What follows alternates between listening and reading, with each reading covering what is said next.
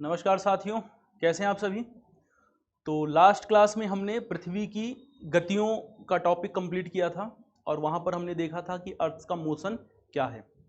पृथ्वी की गतियों में दो भागों में हमने बांटा था। सबसे पहले तो पृथ्वी की दैनिक गति, जिसे हम डेली मोशन ऑफ अर्थ कहते हैं, और दूसरा था अर्थ एनुअल मोशन अथवा पृथ्वी की वार्षिक गति। जो पृथ्वी की दैनिक गति है, पृथ्वी की दैनिक गति का संबंध था पृथ्वी के अपने अक्ष के चारों ओर घूर्णन से। तो हमने समझा था अक्ष क्या होता है कि एक काल्पनिक रेखा है जिसके परितः पृथ्वी पश्चिम से पूर्व की ओर घूर्णन कर रही है। अक्ष का जो उत्तरी सिरा है उसे उत्तरी ध्रुव और दक्षिणी सिरे को हमने दक्षिणी ध्रुव कहा था। इनके बारे में समझा था क्या होते हैं और पृथ्वी के घूर्णन के कारण कौन कौन सी स्थितियों का निर्माण होता है, या हम कह सकते हैं क्या क्या प्रभाव पड़ते हैं, उन प्रभावों की भी हमने चर्चा की। जैसे कि सबसे पहले हमने देखा कि पृथ्वी के घूर्णन के कारण दिन और रात जैसी स्थितियों का निर्माण होता है। दूसरा हमने ये देखा कि पृथ्वी के घूर्णन के कारण, पृथ्वी चूंकि पश्चिम से पूर्व दिशा में घूर्णन कर रही है, तो पश्चिम से पूर्व दिशा में घूर्णन के कारण ही सूर्य, चंद्रमा और अन्य आकाशीय पिंड पूर्व से पश्चिम की ओर गति करते हुए हमें आभास होते हैं। और फिर हमने देखा था कि घूर्णन के कारण एक प्रकार का डिफ्लेक्टिव फोर्स पैदा होता है। उस डिफ्लेक्टिव फोर्स के कारण पवन और जलधाराओं की दिशा में विक्षेप होता है। तो हम कह सकते हैं तीसरा कारण था कि पृथ्वी के परिणाम था कि पृथ्वी के घूर्णन से पवन और समुद्री जलधाराओं की दिशा में विक्षेप उत्पन्न हो जाता है। डिटेल में हम क्लाइमेटोलॉजी में पढ़ेंगे। अब बात करते हैं हम लोग पृथ्वी की वार्षिक गति के बारे में। तो जो सेकंड पॉइंट है हमारा, वो सेकंड टॉपिक क्या है, कह सकते हैं हम पृथ्वी की वार्षिक गति, अर्थ एनुअल मोशन। तो दूसरा आप हेडिंग लगाइएगा, पृथ्वी की वार्षिक गति।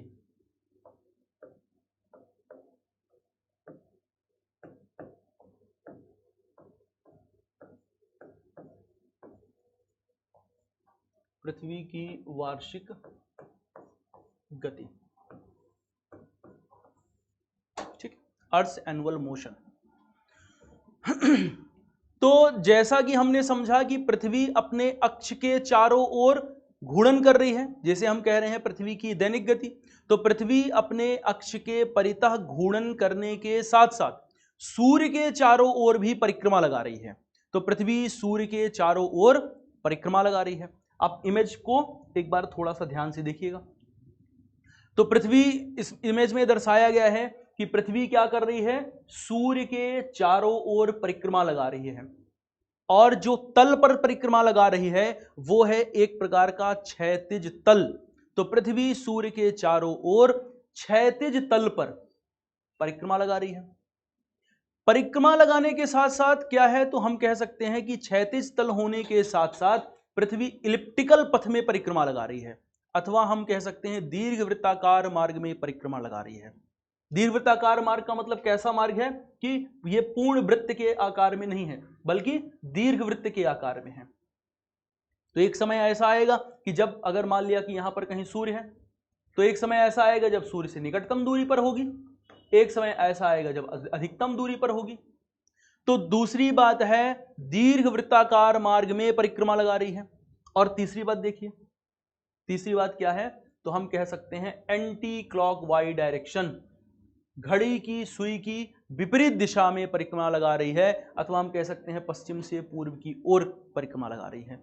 तो तीन बातें हैं जिन्हें हम ध्यान से समझते हैं। कौन कौन सी तीन बातें हैं?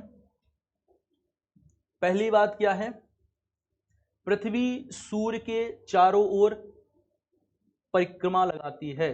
तो पृथ्वी की वार्षिक गति का संबंध है क्या, सूर्य के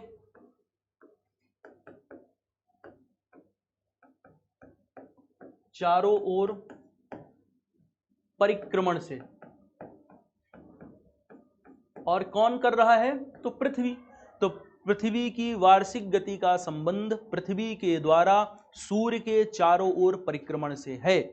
इस परिक्रमण के क्रम में पृथ्वी क्या करती है, तो पृथ्वी दीर्घवृत्ताकार तल में, तो दीर्घ वृत्ताकार मार्ग में पहली सबसे बड़ी बात है वो है क्या, क्षैतिज तल,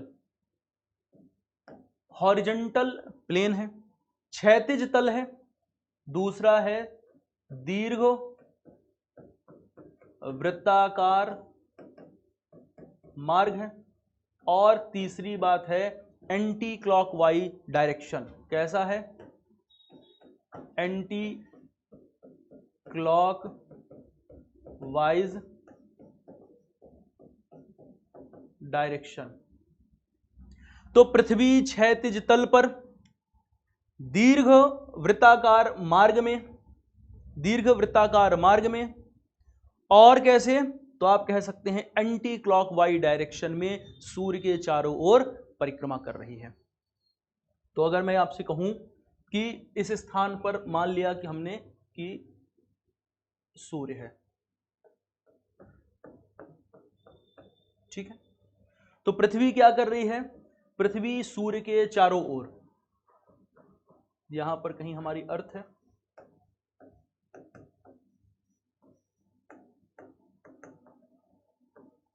ये क्या कर रही है?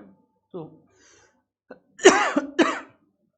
पृथ्वी सूर्य के चारों ओर दीर्घवृत्ताकार मार्ग में परिक्रमा लगा रही है। अब ध्यान से देखिए, तो पृथ्वी बार बार इसी मार्ग का अनुसरण करती है, बार बार इसी रास्ते से होकर के यात्रा करती है या इसी रास्ते से होकर के जाती है। तो पृथ्वी के परिक्रमण का जो ये मार्ग है, जिस मार्ग से होकर के पृथ्वी सूर्य के चारों ओर चक्कर लगा रही है, पृथ्वी के इस परिक्रमण मार्ग को ही अर्थ का ऑर्बिट कहते हैं अथवा पृथ्वी की कक्षा कहते हैं। तो इसे कहा जाता है पृथ्वी की कक्षा अथवा अर्थ ऑर्बिट। ठीक, अर्थ ऑर्बिट। अब ध्यान से एक बात समझना है कि चूंकि तल तो क्षैतिज है, जिस तल पर पृथ्वी सूर्य के चारों ओर परिक्रमा लगा रही है, तो क्षैतिज तल है, और क्षैतिज तल पर जब पृथ्वी सूर्य के चारों ओर परिक्रमा लगा रही है, तो जिस रास्ते से होकर के जा रही है उसके द्वारा एक प्लेन का निर्माण होगा। तल और ऑर्बिट यानी प्लेन और ऑर्बिट मिल करके एक प्लेन का निर्माण कर रहे हैं, जिसे कहा जाता है अर्थ ऑर्बिटल प्लेन, पृथ्वी का कक्षीय तल कहते हैं। तो कैसा है पृथ्वी का कक्षीय तल? आप देख सकते हैं क्षैतिज रूप से है। हम एक डायग्राम बनाएंगे और उस डायग्राम में और बेहतर तरीके से समझने का प्रयास करेंगे। तो मान लिया हमने कि कुछ इस तरह से है,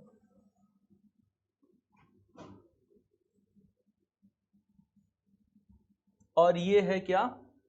अर्थ ऑर्बिटल प्लेन है। हम कह सकते हैं क्या है ये है पृथ्वी का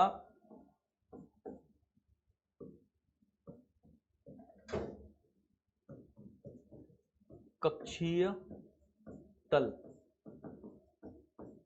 अर्थ ऑर्बिटल प्लेन है। अब कोई भी प्लेन है तो प्लेन में होता है परपेंडिकुलर, हम कह सकते हैं उस प्लेन का अभिलंब होता है।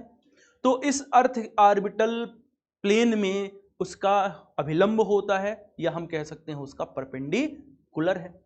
तो इससे एक लंबवत रेखा होगी, जिस लंबवत रेखा को हम कह सकते हैं कि ये लंबवत रेखा है perpendicular of earth orbital plane. तो ये है क्या?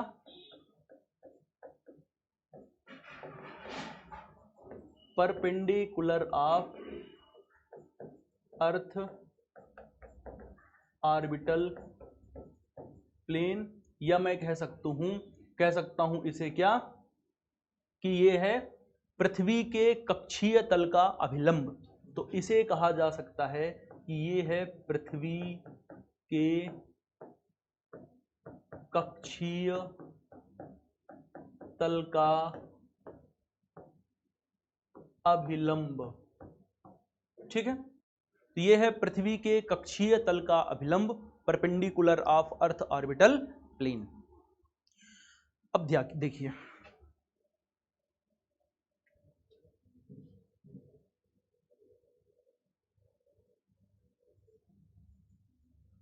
ये है हमारी प्यारी पृथ्वी, और मान लिया हमने कि इस स्थान से ये प्लेन गुजरा हुआ है, और इस प्लेन का जो परपेंडिकुलर है कुछ इस तरह से है। लंबवत होगा।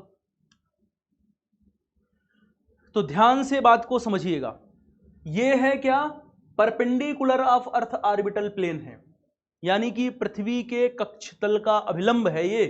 क्या है ये है पृथ्वी के कक्षतल का अभिलंब, पृथ्वी के कक्षीय तल का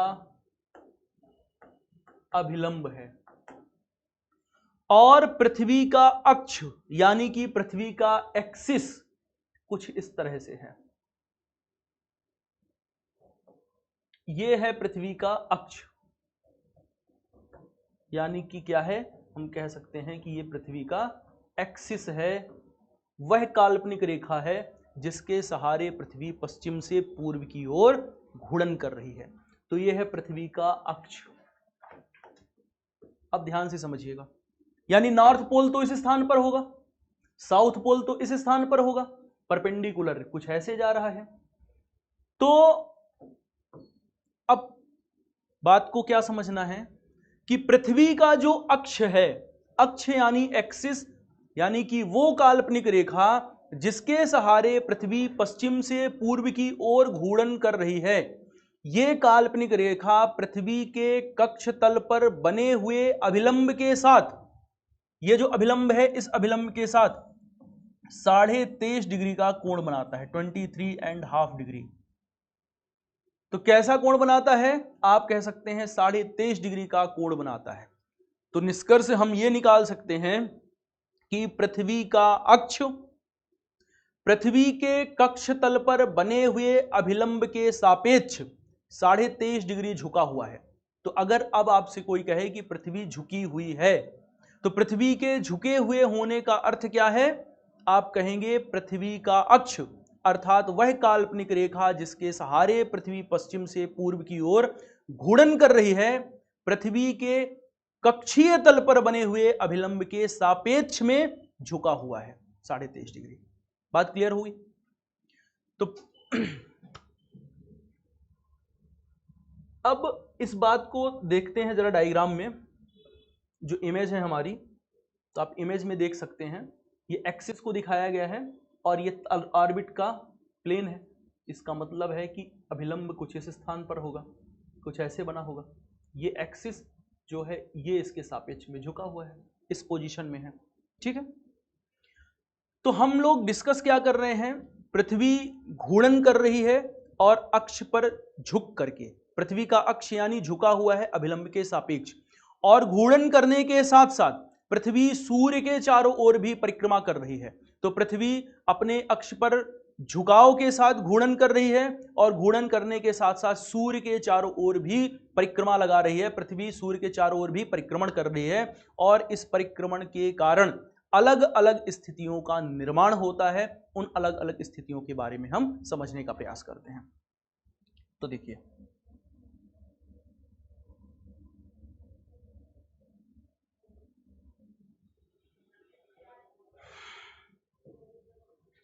कुछ इस स्थान पर हम बनाते हैं सूर्य को, सूर्य की पोजीशन को, और मान लिया हमने कि यहां पर है हमारा सूर्य। ठीक, एक समय की कल्पना कर रहे हैं हम, उस समय की जिस समय सूर्य से आने वाली लंबवत किरणें विषुवत रेखा पर पड़ती हैं, यानी कि 0 डिग्री अक्षांश रेखा पर पड़ती हैं। ठीक है, तो सूर्य से आने वाली लंबवत किरणें, जो सूर्य से लंबवत किरण आ रही हैं, ये लंबवत किरणें विषुवत रेखा पर पड़ती हैं। जिस समय सूर्य से आने वाली लंबवत किरणें विषुवत रेखा अथवा भूमध्य रेखा पर पड़ती हैं, इस समय को विषुव अथवा इक्विनॉक्स कहा जाता है। तो ये कहलाता है विषुव का समय अथवा इक्विनॉक्स, इक्विनॉक्स का समय। क्या है ये इक्विनॉक्स का समय? तो आप कह सकते हैं विषुव के समय सूर्य की लंबवत किरणें विषुवत रेखा पर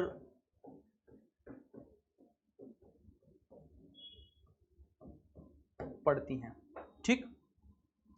तो इक्विनॉक्स वह समय है जिस समय सूर्य की लंबवत किरण विषुवत रेखा पर पड़ रही होती है। यह वही समय है जब पृथ्वी पर दिन और रात की अवधियां बराबर होती हैं। तो इस समय पृथ्वी पर दिन और रात की अवधि बराबर होती है और यह समय आता है सितंबर में।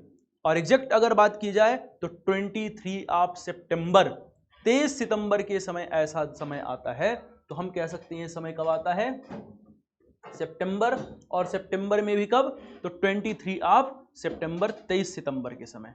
ठीक, उसके बाद देखिए मैंने ये डिस्कस किया था कि पृथ्वी तो एंटी क्लॉकवाइज डायरेक्शन में घूम रही मतलब सूर्य के चारों ओर परिक्रमा कर रही है, घड़ी की सुई की विपरीत दिशा में।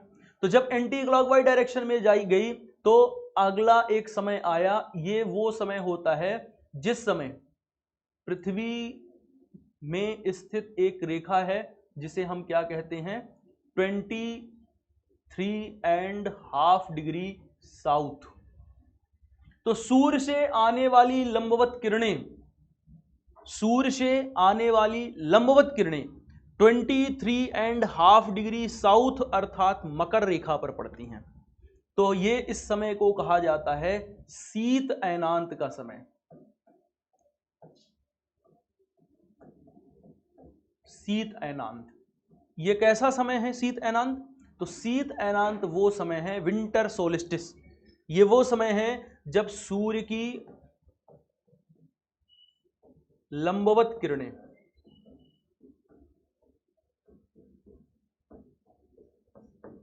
सूर्य की लंबवत किरणें 23.5 डिग्री साउथ, 23.5 डिग्री साउथ। और मैंने आपको पढ़ाया हुआ है इसे किस क्या कौन सी अक्षांश रेखा कहते हैं 23.5 डिग्री साउथ को, तो आप कहेंगे किसे कहते हैं, मकर रेखा, ट्रॉपिक ऑफ कैप्रिकॉर्न, मकर रेखा। तो सूर्य की लंबवत किरणें 23.5 डिग्री साउथ यानी कि मकर रेखा पर पड़ती हैं। ठीक, इसके पश्चात आगे बढ़ेंगे हम। तो एक समय आता है, इस समय में क्या है, तो ये ऐसा समय है जिस समय वापस से पुनः सूर्य से आने वाली लंबवत किरणें विषुवत रेखा पर पड़ रही होती हैं अथवा 0 डिग्री अक्षांश रेखा पर पड़ रही होती हैं। और आप जानते हैं, अच्छा इसके बारे में ध्यान रखना है कि ये समय जब आएगा, सूर्य की लंबवत किरणें जब कहां पड़ेंगी, सूर्य की लंबवत किरणें मकर रेखा पर पड़ती हैं, ये समय होता है दिसंबर का। तो दिसंबर का है 22 दिसंबर, 22 दिसंबर का समय आता है। तो 22 दिसंबर के समय ऐसी स्थिति होती है।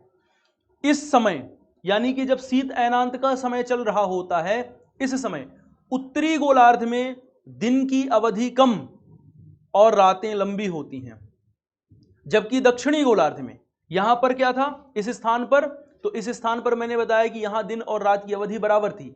लेकिन जब हम इस स्थान पर आएंगे यानी शीत अयनांत के समय पर आएंगे, तो शीत अयनांत के समय में आने पर उत्तरी गोलार्ध में दिन की अवधि कम है और रातें लंबी हैं, जबकि दक्षिणी गोलार्ध में दिन की अवधि अधिक होती है और रातें छोटी हो जाती हैं। इस पॉइंट को भी ध्यान रखना है यहाँ पे। फिर हम आते हैं, आगे बढ़ते हैं और आगे बढ़ने के पश्चात पहुंचते हैं मार्च के आसपास, और 21 ऑफ मार्च, इसे हम कह सकते हैं ये क्या वापस से समय आ गया, सूर्य की लंबवत किरणें पुनः विषुवत रेखा पर चमक रही होती हैं। और जब सूर्य की लंबवत किरणें पुनः विषुवत रेखा पर आती हैं तो इस समय को विषुव कहा जाता है।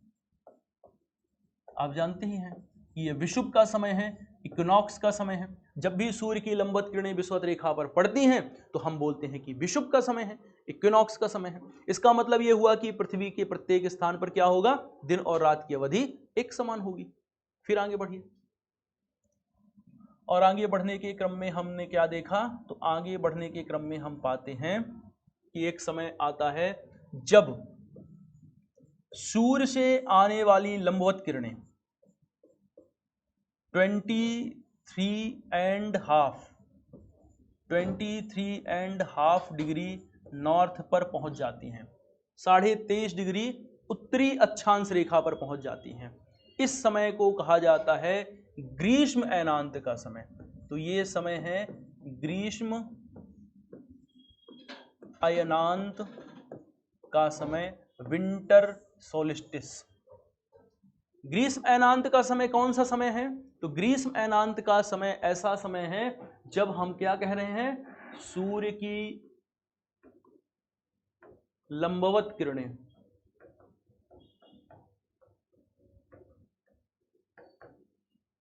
कर्क रेखा पर पड़ती हैं। तो जब सूर्य की लंबवत किरणें कर्क रेखा पर पड़ रही होती हैं इस समय में, यानी कि हम कह सकते हैं ग्रीष्म अयनांत के समय में उत्तरी गोलार्ध में दिन की अवधि बढ़ जाती है और रातें क्रमशः छोटी होने लगती हैं, जबकि दक्षिणी गोलार्ध में इससे उल्टी व्यवस्था हो जाती है, स्थिति बन जाती है। अब पृथ्वी अंत में पुनः समय आ जाता है कौन सा, दिसंबर का। ये जब समय आता है तब होता है 21 ऑफ जून, तो ये समय है जून का। ठीक, तो देखिए हमने डिस्कस ये किया कि पृथ्वी सूर्य के चारों ओर क्षैतिज तल पर दीर्घ वृत्ताकार मार्ग में एंटी क्लॉकवाइज डायरेक्शन में परिक्रमा कर रही है, और इस क्रम में जब पृथ्वी क्षैतिज तल पर दीर्घ वृत्ताकार मार्ग में एंटी क्लॉकवाइज डायरेक्शन में सूर्य के चारों ओर परिक्रमा करती है, तब दो इक्विनॉक्स और दो विषुव की स्थितियां बन रही हैं। वो दो विषुव और दो अयनांत की स्थितियां बन रही हैं।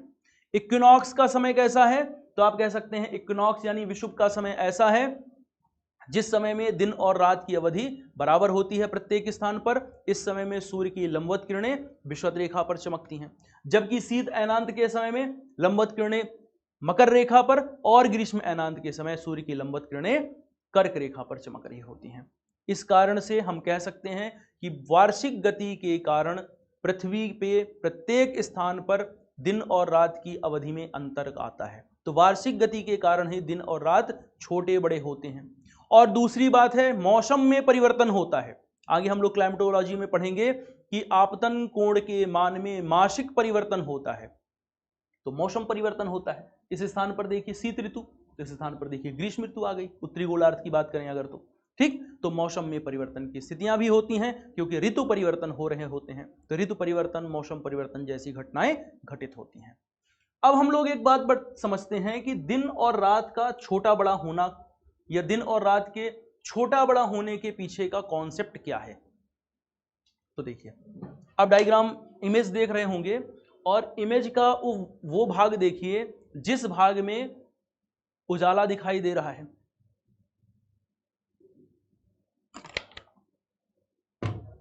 तो ये ऐसा क्षेत्र है जहां पर सूर्य का प्रकाश पहुंच रहा है। जितने भाग में सूर्य का प्रकाश पहुंचा वहां तक दिन, और जिस स्थान पर सूर्य का प्रकाश नहीं पहुंचा उस स्थान पर रात हो गई। इन दोनों क्षेत्रों को अलग करते हुए अगर हम एक काल्पनिक रेखा खींचना चाहें तो हम एक काल्पनिक रेखा खींच सकते हैं।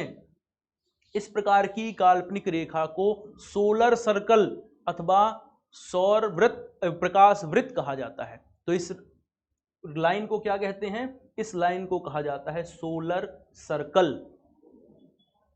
डायग्राम बनाएंगे खुद से और तब इसको और बेहतर तरीके से समझेंगे। तो देखिए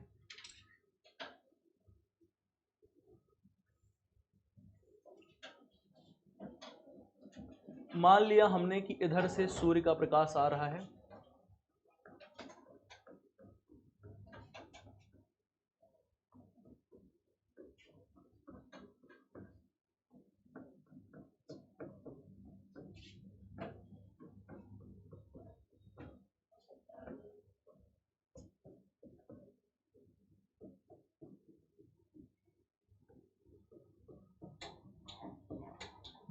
तो देखिए जिस स्थान तक सूर्य का प्रकाश पहुंच रहा है इन स्थानों को मिलाते हुए हम एक काल्पनिक रेखा खींच सकते हैं। जिस स्थान पर सूर्य का प्रकाश है हम कह सकते हैं कि यह है कैसा जोन? फोटिक जोन है, या हम कह सकते हैं कि इसे यह है प्रकाशित भाग है। तो इधर है प्रकाशित भाग। जहां पर नहीं पहुंच रहा हम कह रहे हैं अफोटिक है, हम कह सकते हैं ये हो गया है अप्रकाशित। यहां पर प्रकाशित भाग यानी दिन, अप्रकाशित भाग यानी रात। इन दोनों को अलग करने वाली जो ये काल्पनिक रेखा हमने खींची, इस काल्पनिक रेखा को कहते हैं सोलर सर्कल अथवा प्रकाश वृत्त। इसे कहा जाता है सोलर सर्कल अथवा प्रकाश वृत्त भी कहते हैं इसे। तो सोलर सर्कल एक प्रकार की काल्पनिक रेखा है जो पृथ्वी के प्रकाशित और अप्रकाशित भागों को अलग करती है। ये बात लिख सकते हैं आप पॉइंट बना करके जल्दी से यहां पे, ठीक है। अब समझते हैं मुद्दे को। तो देखिए, अगर ये सोलर सर्कल है तो पृथ्वी का एक्सिस कुछ इस स्थान पर है, कुछ ऐसे है पृथ्वी का अक्ष, क्योंकि पृथ्वी का अक्ष तो झुका हुआ है, तो पृथ्वी का अक्ष कुछ इस स्थान पर है, तो इसी के सापेक्ष में अन्य सारी रेखाएं होंगी, यानी कि ये हमारी होगी 0 डिग्री, हम कह सकते हैं विषुवत रेखा, ठीक। जिस स्थान पर सोलर सर्कल क्या कर रहा है, पृथ्वी को उत्तरी सिरे को प्रतिच्छेद कर रहा है, परिधि को, उस स्थान से एक अक्षांश रेखा गुजरती है, इसे कहा जाता है 66.5 डिग्री नॉर्थ, ठीक। और इसी के अपोजिट में दक्षिणी गोलार्ध में भी ऐसी ही एक रेखा गुजरती है, अक्षांश रेखा, इसे कहते हैं 66.5 डिग्री साउथ। तो 66.5 डिग्री नॉर्थ और 66.5 डिग्री साउथ कहां पर होंगी, ये हमने सीमांकन कर लिया। अब बहुत ही गौर से एक बात को समझिए, ये तो विषुवत रेखा है, यहां पर उत्तरी दक्षिणी ध्रुव विषुवत रेखा है, तो हम क्या देख रहे हैं कि इसके दोनों ही तरफ क्या है, तो दिन और रात का मान लगभग बराबर है, हम कह सकते हैं दिन और रात की अवधि बराबर है। लेकिन जैसे जैसे हम इस विषुवत रेखा को पार करके उत्तरी गोलार्ध की ओर आगे बढ़ रहे हैं, आप देखिए जरा ध्यान से कि रात की अवधि बढ़ रही ना। तो हम क्या देख रहे हैं, अगर हम विषुवत रेखा को पार करके उत्तर की ओर जा रहे हैं तो हम पा रहे हैं कि रात की अवधि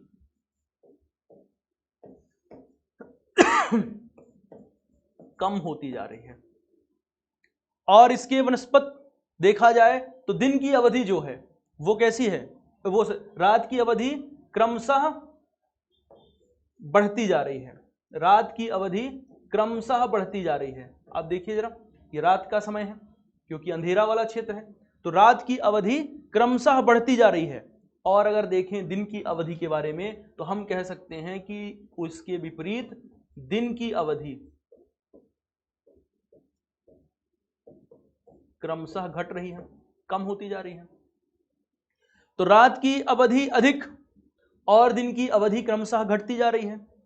और जैसे ही हम इस लाइन को पार कर रहे हैं, इसे पार करने के पश्चात पहुंच रहे हैं, तो हमें ऐसा क्षेत्र मिल रहा है जहां पर तो दिन होगा ही नहीं, 24 घंटे की रात रहेगी। देखिए, पृथ्वी तो इस लाइन के सापेक्ष घूम जाएगी ऐसे, जब इस लाइन के सापेक्ष ऐसे घूम जाएगी तो प्रकाश तो इसी भाग तक आ रहा है, इस क्षेत्र में तो प्रकाश आएगा ही नहीं, यानी कि ये वाला भाग तो हमेशा अप्रकाशित रह जाएगा। तो हम कह सकते हैं कि ये ऐसा भाग होगा जहां पर क्या है, 24 घंटे की रात है। तो यहां 24 घंटे की रात वाला क्षेत्र है, ठीक है। ऐसे ही अगर हम दक्षिणी गोलार्ध की तरफ आगे बढ़ें तो हम क्या पाएंगे कि दक्षिणी गोलार्ध की तरफ आगे बढ़ रहे हैं, तो ये देखिए दिन का जो क्षेत्र है, समय है, ये बढ़ रहा है। तो हम कह सकते हैं कि जब हम दक्षिणी गोलार्ध की ओर जा रहे हैं तो दिन की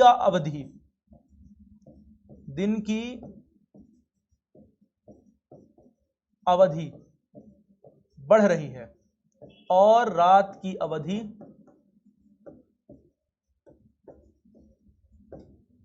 क्या है, तो घट रही है। तो दिन लंबे हो रहे हैं और रातें छोटी हो रही हैं। और जैसे ही हम इस रेखा को पार करके पार कर रहे हैं, तो हम क्या पा रहे हैं, ये ऐसा क्षेत्र है जहां पर तो 24 घंटे दिन रहेगा, रात तो होगी नहीं क्योंकि पृथ्वी ऐसे घूम जाएगी, और जैसे घूमेगी तब भी ये प्रकाशित भाग में रहेगा, अप्रकाशित भाग तो होगा ही नहीं यहां पर। तो हम क्या कहेंगे कि ये क्षेत्र ऐसा है जहां पर क्या है, 24 घंटे की रात का समय है, 24 घंटे का दिन है। 24 घंटे का दिन, 24 घंटे का दिन है यहां। तो देखिए ऐसी स्थिति का निर्माण हुआ है। अब मैं आपसे पूछूं तो आप बताने का प्रयास करिए कैसी स्थिति का निर्माण हुआ है। तो कुछ ऐसी स्थिति हमें दिखाई दे रही है डायग्राम में कि उत्तरी गोलार्ध में दिन की अवधि कम है, यानी दिन छोटे हैं और रातें लंबी हैं। और जब हम उत्तरी ध्रुवों पे पहुंच रहे हैं तो हम क्या पा रहे हैं कि उत्तरी ध्रुवों में 24 घंटे की रात है। दक्षिणी गोलार्ध में हम आ रहे हैं तो दक्षिणी गोलार्ध में जैसे जैसे हम आगे बढ़ रहे हैं तो हम क्या पा रहे हैं कि दक्षिणी गोलार्ध में क्रमशः दिन की अवधि बढ़ती जा रही है और रातें धीरे धीरे छोटी होती जा रही हैं। और जैसे ही हम ध्रुवों के पास पहुंच रहे हैं तो हम क्या पा रहे हैं कि यहां पर 24 घंटे का दिन है।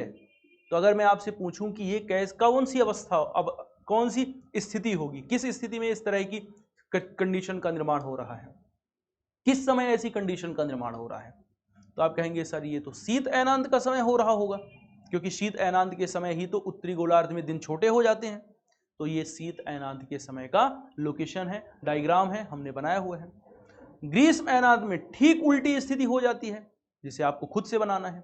अब ग्रीष्म अयनांत के समय प्रकाश यहां से नहीं बल्कि इधर से आ रहा होगा, तो इस क्षेत्र में उल्टा स्थितियां हो जाएंगी। यहां पर 24 घंटे का दिन और इस क्षेत्र में क्या हो जाएगा, दिन की अवधि बढ़ जाएगी, और यहां पर रात की अवधि बढ़ेगी और इस क्षेत्र में 24 घंटे की रातें हो जाएंगी। ठीक, जब ग्रीष्म अयनांत का समय आ जाएगा। तो ये हमने एक डायग्राम बना लिया, चीज को समझ लिया, कॉन्सेप्ट को अच्छे से डेराइव कर लिया, और दूसरी वाली स्थिति आप खुद से बनाएंगे। ठीक है, तो देखिए जैसा कि मैंने बताया था कि पृथ्वी के घूर्णन के कारण कुछ प्रभाव पड़ रहे थे, वैसे ही पृथ्वी के सूर्य के चारों ओर परिक्रमण के कारण भी कुछ प्रभाव पड़ते हैं। कौन कौन से प्रभाव हैं उनकी अब चर्चा करेंगे।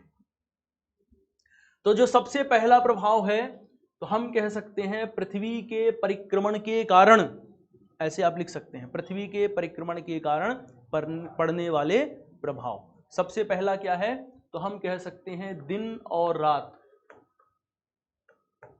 दिन और रात का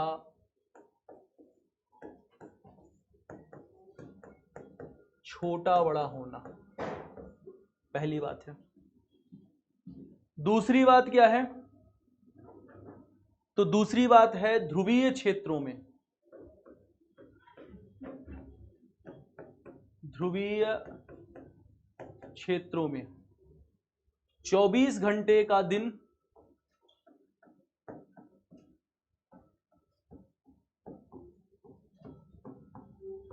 एवं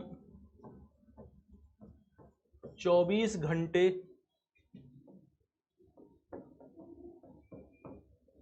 की रात का होना।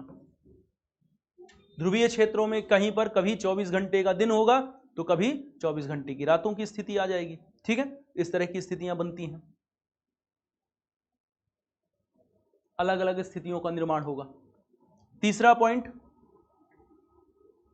पॉइंट हम कह सकते हैं क्या कि पृथ्वी पर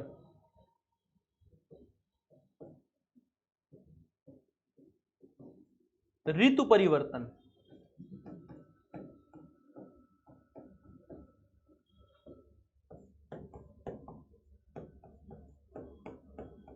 की स्थितियों का, ऋतु परिवर्तन की स्थितियों का होना, या पृथ्वी पर ऋतु परिवर्तन का होना, ये बातें हैं। अगला पॉइंट क्या है, कर्क रेखा एवं मकर रेखा का निर्धारण।